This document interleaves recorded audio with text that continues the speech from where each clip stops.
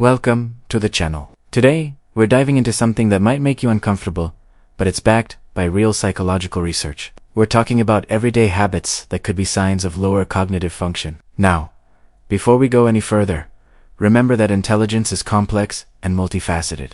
These habits don't define anyone completely, but they are red flags that psychologists have identified over years of research. Let's start with the most common one: resistance to new experiences. Studies from the University of Toronto found that people who consistently avoid trying new things, whether it's new foods, new routes to work, or new perspectives, tend to score lower on cognitive tests. This isn't about being introverted or cautious. It's about a rigid mindset that refuses to adapt. Your brain is like a muscle, and when you stop challenging it with novelty, it weakens. People with higher cognitive abilities naturally seek out new experiences because their brains crave stimulation and growth. Next up is the inability to delay gratification. Remember the famous Marshmallow Experiment.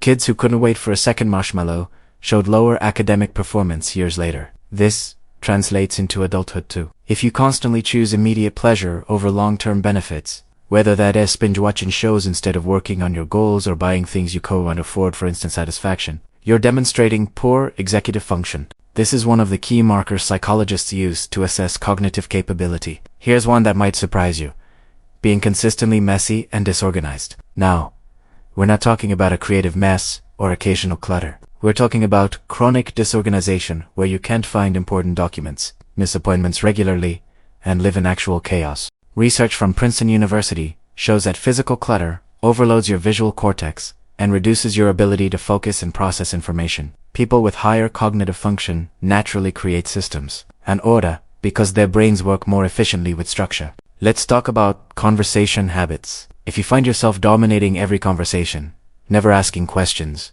and constantly interrupting others, that's a major sign. Psychology tells us that genuine intelligence includes social intelligence. Smart people ask questions because they're curious. They listen because they understand they don't know everything. If you're always talking and never listening, you're not learning, and you're certainly not displaying emotional or intellectual intelligence. Another huge indicator is blaming others for everything that goes wrong in your life. Psychologists call this external locus of control. If you constantly play the victim and never take responsibility for your actions, you're showing an inability to think critically about cause and effect. Intelligent people recognize patterns, including patterns in their own behavior. They understand that while external factors exist, their responses and choices shape their outcomes. Here's a modern one: excessive social media use without purpose. We're not talking about using social media for business or meaningful connection. We're talking about mindless scrolling for hours, comparing yourself to others, and getting into arguments with strangers online. Studies show this behavior correlates with lower cognitive function because it trains your brain